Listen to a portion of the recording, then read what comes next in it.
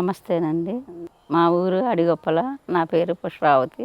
మేము ధ్యానంలోకి వచ్చి 8 ఏళ్ళయింది. మా వారికి ఒంట్లో ఆరోగ్యం బాగాలేకపోతే ధ్యానంలోకి వచ్చాము. ఆ ధ్యానంలోకి వచ్చినాక ఏంటంటే ఈ ఒక సోల్స్ అనేది ఆయనకి వచ్చేసింది. వచ్చినాక ఆయన సోల్స్ అనేది నాకేంటి అనేది అడగటం మొదలుపెట్టింది ఆయనకి. ఆ సోల్స్ ఉన్న స్థానానికి వెళ్ళాలనేది ధ్యానంలో కూర్చున్నాక తెలిసింది. అది తెలిసి నాకేంటంటే ఆయన ధ్యానంలో కూర్చొని ఆ సోల్స్ని అనేది ఉన్నత స్థానానికి పంపించాడు. తర్వాత ధ్యానం చేస్తుంటే మాకు ఇక్కడ పిరమిడ్ కట్టాలని అనుకున్నాము. అనుకుంటే ఎక్కడెక్కడో చూశారు. ఎక్కడెక్కడో చూస్తే అది కాదనేది మాకు అనేది మెసేజ్ వచ్చింది. ఇక్కడ అనేది పిరమిడ్ కట్టాలనేది అనుకున్నాము. ఇది శివాలయం మాన్యము, శివాలయం స్థలం అన్నమాట. ఇక్కడే కట్టాలనేది వచ్చింది. ఇక్కడ అనేది అందరం అనుకొని కట్టడం అనేది బిగిన్ చేసాము. పైన కూడా రాగి పిరమిడ్ అనేది మమ్మల్ని పెట్టమన్నారు, మేమే వేసుకొని పెట్టాము. ధ్యానం అనేది చేస్తున్నాం.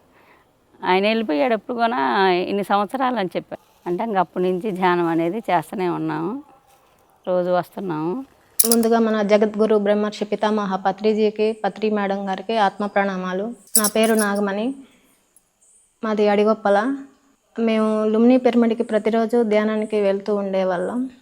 నేను మా అమ్మగారి ద్వారా ధ్యానంలోకి వచ్చాను. అంటే నేను అనారోగ్యంగా కానీ లేకపోతే ఆర్థిక పరిస్థితుల వల్ల వీటి వల్ల అయితే ధ్యానంలోకి రాలేదు.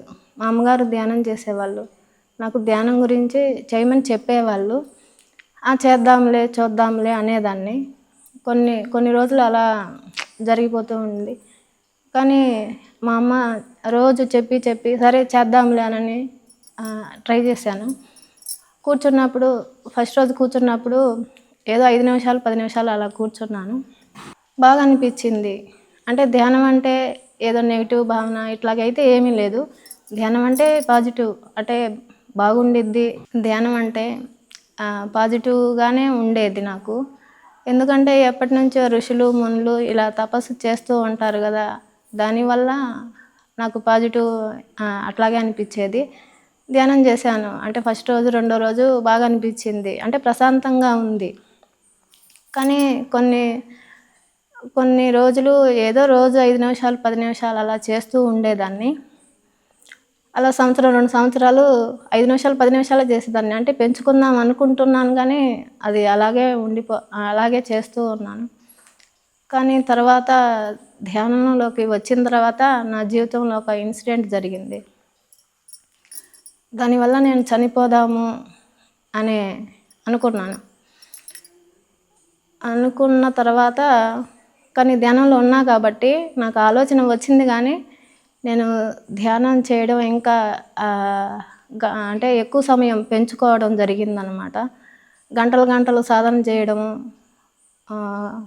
పత్రిసార్ వీడియోస్ వినటము, వీటి వల్ల నాలో అంటే ఆ ఇన్సిడెంట్ వల్ల నేను రోజు ఏడవడము, ఏడ్చి తలనొప్పి వచ్చింది. కళ్ళు మంటలు, తలనొప్పి అంటే మైగ్రేన్ తలనొప్పి.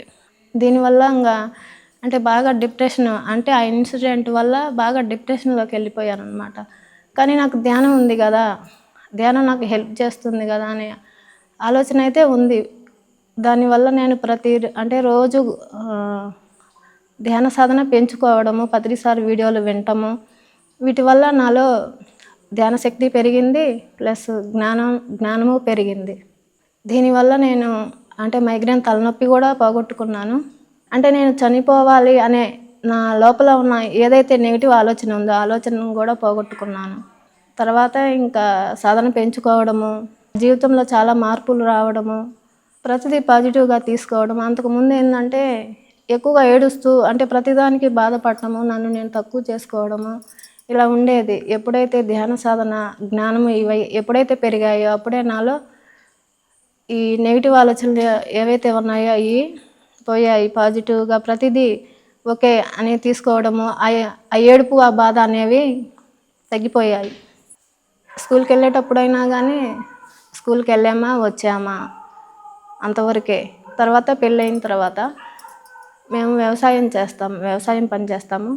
పొలం వెళ్ళామా ఇంటికి వచ్చామా, అంటే వేరే వాళ్ళతో మాట్లాడేదాన్ని కాదు. నా పని ఏదో నేను చూసుకునేదాన్ని. వేరే వాళ్ళతో మాట్లాడాలన్నా కానీ భయంలాగా అట్లాగ ఉండేది. కానీ ఈ ధ్యానం వల్ల నేను బయటికి వెళ్ళడము, శాకాహార ర్యాలీలకు వెళ్ళడము ఇదంతా జరుగుతూ ఉంది. అంటే ధ్యానం వల్ల జ్ఞానం పెరగడం వల్ల నా లోపల ఏదైతే ఆత్మన్యూన్యత భావం అంటే నన్ను నేను తక్కువ చేసుకునే ఆ భావన వెళ్ళిపోయింది. నేను ఎవరికంటే తక్కువ కాదు, ఎవరికంటే ఎక్కువ కాదు అని నేను తెలుసుకున్నాను. అంటే ఈ భూమి మీద అందరము దివ్యాత్మ స్వరూపులమే అనే భావన అయితే నాలో కలిగింది. దానివల్ల నేను ర్యాలీలకు వెళ్ళడము, అంటే ధ్యాన ప్రచారం అంటే తెలిసిన వాళ్ళకి ధ్యానం గురించి చెప్పడము, ఇలా ఇలా చేసుకోండి అని చెప్పడము ఇదంతా జరుగుతుంది. నేను మెడిటేషన్ అంటే నేను ధ్యానం ఇంట్లో కూడా ఎక్కువ చేస్తూ ఉండేదాన్ని. మా సార్ కూడా శాకాహారిగా మారడము ఇదంతా జరిగింది. మా పిల్లలు కూడా శాకాహారులుగా మారారు. వారి చదువుల్లో కానీ ప్రతిదీ అంతా బాగుంది. ఈ సాధన పెరిగే కొద్దీ నాకు ఒకసారి సాయిబాబా మెడిటేషన్లో కనిపించారు. అయితే సాయిబాబా మా ఇంట్లోనే నేను కూర్చొని మెడిటేషన్ చేస్తూ ఉన్నాను. సాయిబాబా కనిపించారు. అయితే సాయిబాబాని ఒకసారి చూడగానే అంటే ఆయన బట్టలు మాసిపోయి ఉన్నాయి.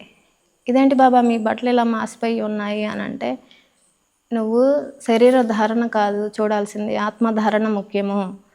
నువ్వు ధ్యానం చెయ్యి, నువ్వు అందుకోసమే వచ్చావు ఈ భూమి మీదకి అని చెప్పడం జరిగింది.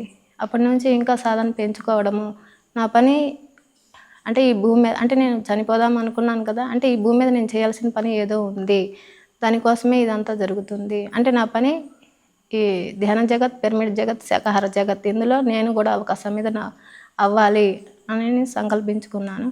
ఈ భూమి మీద నా పని అదే. ఇంకా పత్రిసారి సంకల్పం ఏదైతే ఉందో నాది కూడా అదే సంకల్పం. దానికోసమే నేను స్టార్ట్ చేశాను. ఇప్పటి నుంచి ఎక్కడ ర్యాలీలు జరిగినా అక్కడికి వెళ్ళడము ఇదంతా జరుగుతూ ఉంది. నేను కడతాల్కి వెళ్ళాను. ఫస్ట్ టైం వెళ్ళినప్పుడు అది ఒక స్వర్గంలాగా ఉంది.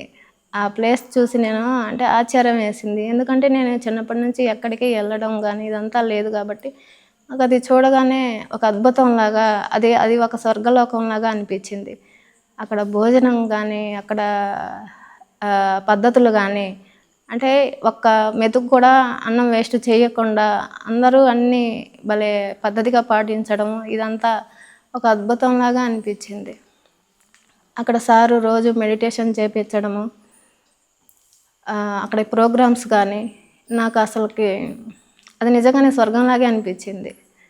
అయితే నేను ఫస్ట్లో మెడిటేషన్ చేసేటప్పుడు ఏదో 5 నిమిషాలు అని చెప్పే కదా, ఇంట్లో 5 నిమిషాలు 10 నిమిషాలు చేసేదాన్ని.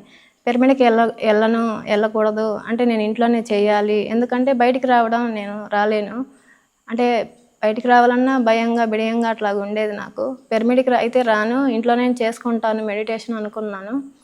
కానీ ఎందుకో తెలీదు పిరమిడ్కి రావడము, రోజు మెడిటేషన్ చేసుకోవడము ఇలా జరుగుతుంది. రోజు పిరమిడ్కి రావడము, క్లాసులు అప్పుడప్పుడు క్లాసులు పెట్టడం, క్లాసుల్లో పాల్గొనడము ఇట్లా జరుగుతూ వచ్చింది. ఈ ధ్యానం అనేది నాకు ఒక పునర్జన్మ. ధ్యానం ద్వారానే నేను ఇంత ఆనందంగా ఉన్నాను. ఈ ఆనందాన్ని అందరికీ పంచాలి, అదే నా ధ్యేయం. ఇక్కడ లుమిని పిరమిడ్లో క్లాసులు పెడుతూ ఉంటారు. అందులో మేము కూడా అందరం కలిసి ఇక్కడ వంట చేసుకోవడము, వచ్చిన వాళ్ళకి అందరం కలిసి అంటే వడ్డించడము, అన్నీ మేమే, మళ్ళీ వాటిని క్లీన్ చేయడము, ప్రతిదీ మేము ఇక్కడ అందరం కలిసి ఉంటే కలదు సుఖము, ఐకమత్యమే మహాబలం అంటారు కదా, అన్నీ మేమే కలిసి చేసుకుంటూ ఉంటాము. లుమిని పిరమిడ్లో ఆరోగ్యమే మహాభాగ్యం అంటారు కదా. ధ్యానం వల్ల నా ఆరోగ్యాన్ని కూడా నేను సెర్చ్ చేసుకున్నాను. అయితే ఇక్కడ అడిగొప్పల్లో లుమిని పిరమిడ్లో పౌర్ణమికి అమావాస్యకి ఇట్లాగా మౌన ధ్యానం అని పెడుతూ ఉంటాము. నాకు ఇంత అవకాశం ఇచ్చిన పిఎంసి ఛానల్ వాళ్ళకి, పత్రి సార్కి వేల కృతజ్ఞతలు. Thank you.